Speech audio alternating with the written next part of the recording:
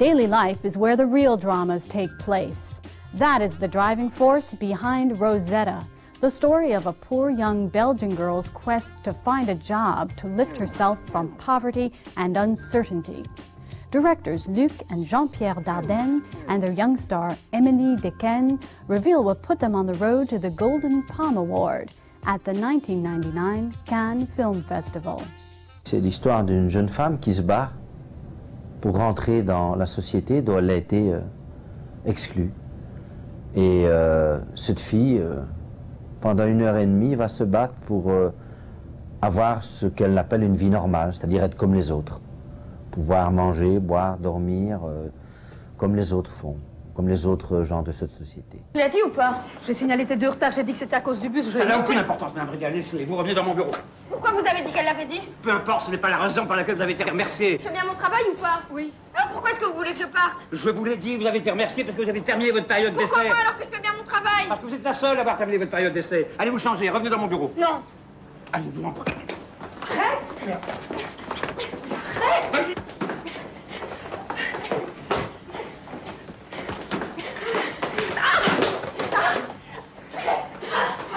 Elle est mise dehors. Elle a l'impression que qu'elle meurt quand elle est toute seule, quand elle est seule.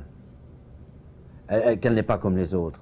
Elle ne revendique pas un droit à la différence, un droit à machin. Elle veut un droit. Être comme vous, les gars. Être dans la société comme vous, c'est tout ce que je demande. C'est-à-dire ce que tout être humain demande si jamais il est exclu.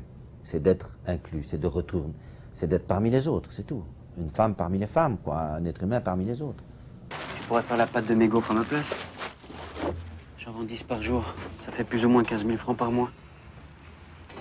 Là, t'auras un travail. En noir, c'est pas un vrai travail. En attendant, c'est toujours ça. C'est ouvert? Non, dans 5 minutes. Je prends rien, t'as tout pour toi.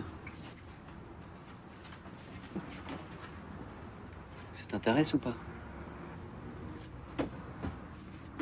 Non, ce que je veux, c'est un vrai travail. Mais c'est bien ce que le film raconte. C'est cette fille seule. Est-ce qu'elle va rester seule jusqu'au bout? Il y a quelque chose qui se passe du début à la fin du film. À la fin du film, elle n'est plus seule. Mais pendant tout le film, effectivement, la guerre qu'elle mène l'a elle-même transformée en forteresse. Elle ne voit pas les autres. Rosetta, elle est très renfermée et moi, je suis plutôt tout le contraire. Je suis plutôt très extravertie. Donc ça m'a beaucoup intriguée de voir cette fille qui est très énergique, ce que je suis aussi, mais qui agit différemment parce qu'elle a une histoire différente. Et ça, je voulais connaître mieux. Donc voilà ce que j'en ai pensé la première fois que j'ai lu le scénario. Je me suis surtout posé beaucoup de questions. Tu t'appelles Rosetta. Je m'appelle Rosetta. Tu as trouvé un travail. J'ai trouvé un travail. Tu as trouvé un ami. J'ai trouvé un ami. Tu as une vie normale. J'ai une vie normale. Tu ne tomberas pas dans le trou. Je ne tomberai pas dans le trou. Bonne nuit. Bonne nuit. Mais maintenant que j'ai vu Rosetta, ce que je retiens de Rosetta, c'est pas la difficulté que certaines personnes peuvent rencontrer, c'est le courage qu'ils ont pour le vaincre, la difficulté. C'est ça qui est bon. C'est ça que je retiens. Je retiens pas le contexte de Rosetta, je retiens cette personne, ce petit bout de 17 ans qui est tout le temps debout malgré tous les problèmes qu'elle a, la force avec laquelle elle combat ça. Et c'est surtout ça que je retiens et j'espère qu'il y a beaucoup de gens qui se battent comme elle, quelle que soit la situation.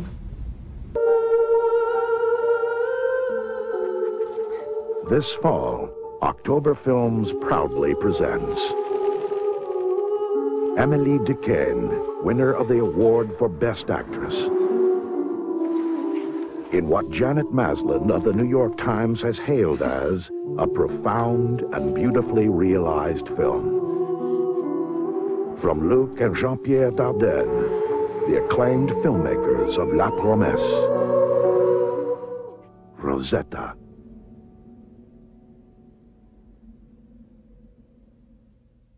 Friend or foe? That was the question artists were asking a century ago about photography. A wide-ranging new exhibit, The Artist and the Camera, Degas to Picasso, covers the subject from many angles. Curator Dorothy Kaczynski talks with Canape about how photography has changed the way artists see the world. The exhibition is titled Degas to Picasso, Painters, Sculptors, and the Camera. But it deals with much more than simply Degas and Picasso. In a sense, those are the two parentheses encompassing 14 artists of the turn of the century, painters and sculptors. From a pan-European view, we have artists from France, from Norway, the Czech Republic, and Germany. And our ambition was to examine the varied and very important relationship between the painter and the photograph, and really to portray, I should say, the painter and the sculptor as well. There were 3 sculptors represented in the exhibition, Rodin, Rosso, and Brancusi. Well, the exhibit basically ranges from the 1880s to about World War I. Degas is represented with beautiful oils and pastels of one of his favorite theme, of the ballet dancer, but also with his work in sculpture. We have bronze cast after his experimentation with wax. We also have Degas as a photographer. So you find, and how seriously he took this experimentation just for a few years rather late in his career. And I think those are absolutely fascinating works of art, but also, in a sense, artifacts of how that artist thought and worked and how he approached experimentation.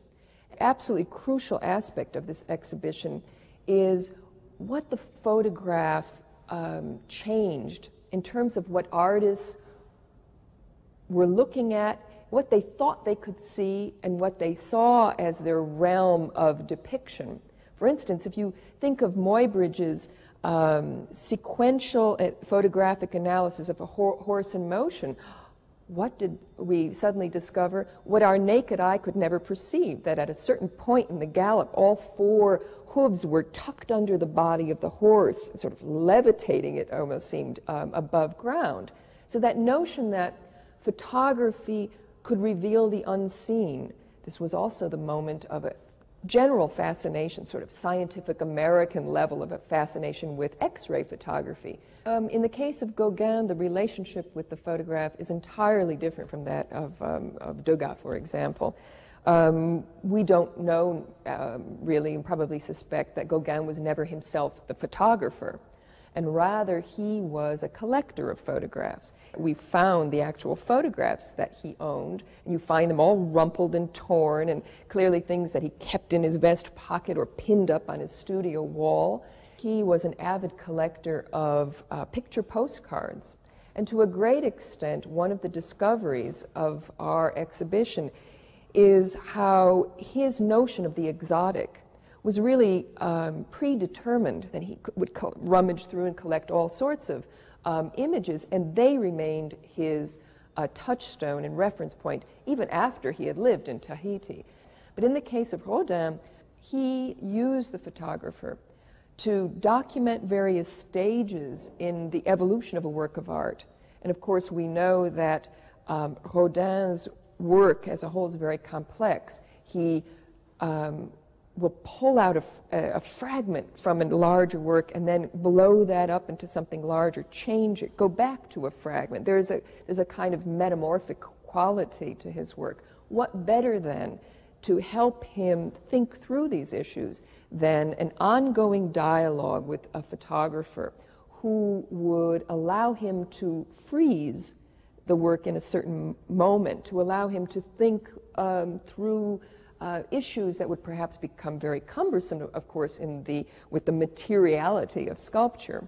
But he was fanatically in control. until he met his creative match, I suppose one could say, with Steichen. Some of Steichen's interpretations, especially of the great monument to Balzac, are the images that we maintain in our mind's eye, even more so than the great monument itself. When you think about today's preoccupation with the proliferation of imagery and the electronic media, and you think back and prior to Walter Benjamin's warning about, you know, art in the age of mechanical reproduction, what we find really is maybe a message that should comfort us, that these artists had at their fingertips a huge amount of material, high art and low art, and rather than in a way diluting their work, it was something that enriched their work and their method of working.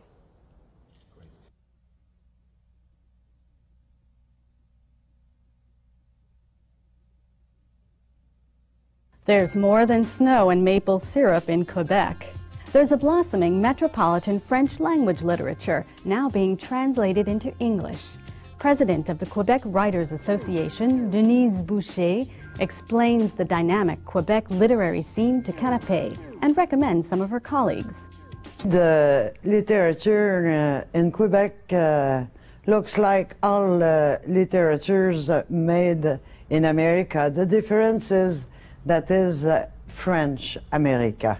Maybe a good difference between the United States literature and the Quebecers. One is that Quebec is less Puritan. You know, with the French Quebec literature, like it is written in a French that is as different as the language spoken in France as the American language is from the language of England. We have taken 5 writers here so they can give you the essence of our literature. Yves Beauchemin is a very, very popular writer home, and he is the writer who has gave Montreal to people. His stories, he goes in the streets. If you read his novel before you come in Montreal, you will know Montreal before Ying Chen. She is a writer of the intimate. She is writing in French in Montreal. She is living in Montreal since 10 years. She is writing l'aller-retour à l'Édipe and l'aller-retour between Asia and America. People appreciate her very much in Quebec, in France, and I think that people were very pleased with her yesterday when she read. Denis Laferrière is from Haiti. He is a very smart guy, very bright. He is a very good writer. He is in Montreal. He has been obliged to quit his country. And he is living in Montreal, and in Montreal he writes about his country. Monique Proulx is a novelist. She's a writer, and a lot of her novel has been given to cinema. She is part of literature and cinéma québécois. Pierre Morancy is a poet, and he is a poet in the great American tradition. Those poets who have been kept near the nature. He is, when I meet him, I call him my bird, because he is writing about birds. And poetry is very important. We give poetry in a lot of places, very often in radio, and there is a very important place, because our literature, and with poetry, it's a quest of identity. It's not a long time we know who we are.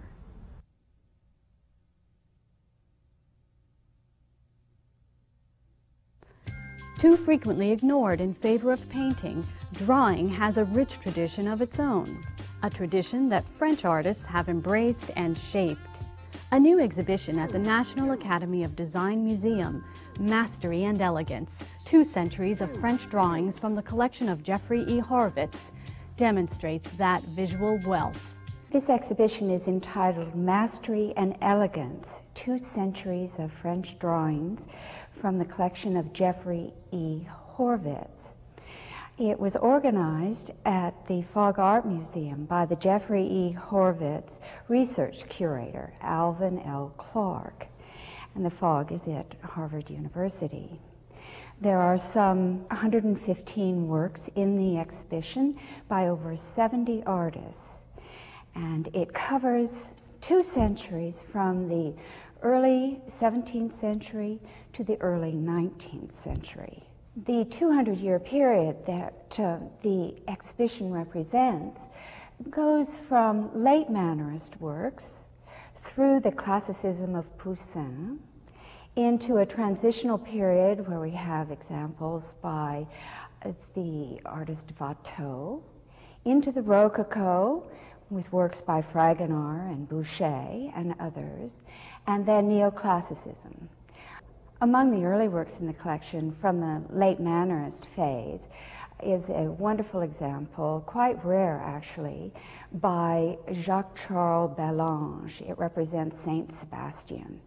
And it's truly Mannerist in its emphasis on the very bulky, muscular male form, twisting in a rather eccentric way. One of the successive periods is the transition, which is basically a transition from the late 17th into the 18th century, anticipating Rococo art. The best examples of that are ones by Watteau. We have a wonderful figure study by him. He did many of them, but this is a particularly fine example where, using red chalk, he gives generalized form as well as detail, and the fuzziness of the chalk suggests an atmosphere enveloping the figures. The Rococo is represented in this exhibition by Boucher, who often depicted the female figure nude, but he also spent a lot of his creative energies on themes from the ancient world. And we have one example in this collection featuring Juno, the goddess Juno. The work is done with a lively line and free washes of brown ink that tie in the excitement to the theme. A little closer to the themes that one normally thinks of when considering the Rococo is Fragonard's work, which represents an Italian park, actually an imaginary view of an Italian park. And we have in it a statue and a gardener and children playing, very strong sunlight to establish contrast between the different parts of the composition, a fanciful treatment of vegetation on the left side, and a much more precise representation of a stand of pine trees on the right, done with the tip of his brush. One of the fine examples of neoclassicism in the show is a drawing by Giraudet. It's a finished work actually done as an illustration for a collection of plays by the French playwright Racine. It shows the death of Phaedra, and in its theatrical presentation of emotion, its emphasis on the handling of form and precision of the drapery, it very well represents its period. Many people enjoy painting exhibitions and they find drawing is secondary. However, when you see a show like this, you realize how very exciting the initial stages can be in the creative process. This is an opportunity for the museum goer to see a collection which has not received exposure before in America. Each will see works by favorite artists, but also many works by lesser known artists. Some very fine examples, in fact, by them. Artists who were important in their day, but who've been forgotten since.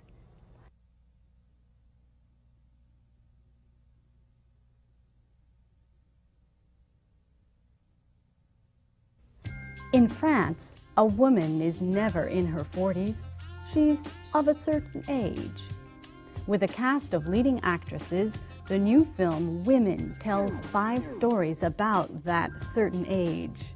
On a recent trip to the United States, star Marissa Berenson and director Luis Galvao Teles took time to chat with Canape about the film's multiple perspectives. C'est l'histoire de 5 femmes qui traversent une période plus difficile de leur vie et qui, ensemble et chacune d'elles individuellement, essayent de dépasser ces problèmes et de retrouver la joie de vivre qu'elles ont perdue. Champagne, pour tout le monde. Avant que cette cérémonie commence, je peux poser une question idiote. Vas-y, vas-y. Pourquoi sommes-nous là? Il y a une bonne raison, bien sûr. La malchance. Non. Non. Les hommes. Merci. Non, le hasard. Non, le destin. Non. Une raison secrète? Une très bonne raison. La tradition. Un vœu pour chacune des 3 premières séries de l'année. Ah, c'est joli, je connaissais pas. C'est pas un reportage, je le sens bien. Un reportage sur quoi? C'est un reportage sur le vœu des femmes.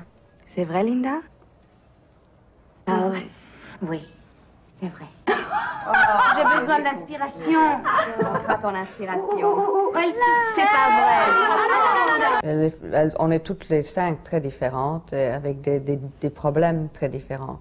C'est très réel à la vie. C'est ces 5 femmes qui se sont rencontrées, qui sont amies, et leurs vies se croisent et s'entremêlent, et elles sont... mais mon personnage est celui qui est le moins, je crois, peut-être le plus mystérieux, parce qu'on ne sait pas vraiment le background, le passé de cette femme. On fait allusion qu'elle a eu un problème de drogue, et puis c'est évident qu'elle a eu sûrement des traumatismes dans l'amour, c'est-à-dire qu'elle a été très marquée visiblement par les hommes, pas d'une façon positive, et donc c'est un passé de souffrance, mais qui a été, je crois, enseveli. Ah, superbe cette couleur. Tu l'as trouvée? C'est Chloé. C'est elle qui choisit tous mes produits de maquillage.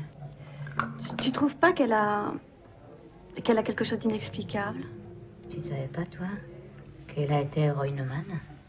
Chloé? Oui. Elle est allée très loin. Mais elle a tout arrêté. Elle est formidable.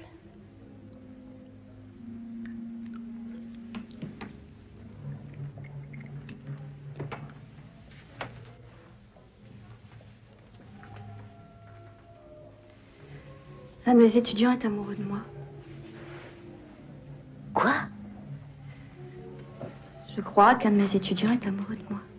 Il est beau? Mais il est différent. Quand il me regarde, j'ai l'impression qu'il devine mes pensées. Quelle pensée? Oh. Mais Eva, c'est formidable. Oh bah non, au contraire, je trouve ça plutôt gênant. C'est le fils d'une de nos amies. Barbara. Alors quand on a surmonté des choses dans la vie, quand on a eu des expériences, on a envie que ce soit un moment où on apprend. Et quand c'est un turning point comme ça, il faut que le turning point se fasse avec grâce et en espérant dans l'harmonie et pas dans la douleur. On espère que les douleurs du passé, en tous les cas, aident à affronter le futur d'une autre façon.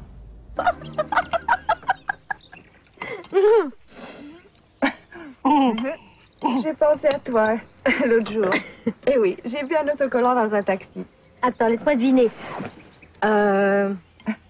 Amour maternel. Non. Jésus, je t'aime. Non plus. Sauver les baleines, alors. Non. J'aime la bière froide, les femmes chaudes et les voitures rapides. Ce que je donnerais pas pour être un homme. Oh, morte ta langue. Si, vraiment. Ils peuvent faire ce qu'ils veulent, dire n'importe quelle connerie. Moi aussi, j'aime la bière froide et les voitures rapides. Je préfère le vin rouge et les hommes. Ils n'ont même pas besoin d'être une affaire au lit. Je suis assez bonne pour deux. J'ai aussi exploité, quand j'ai essayé de faire ce film-là, mon côté féminin. Donc nous tous, on a un côté, un autre côté en plus de celui qui... Je trouve qu'en fait, et ça c'est unanime, que le film est fait avec une vraie sensibilité féminine. Parce que tu disais avant que tu voulais comprendre, mais je trouve que tu as un regard qui justement comprend bien les femmes.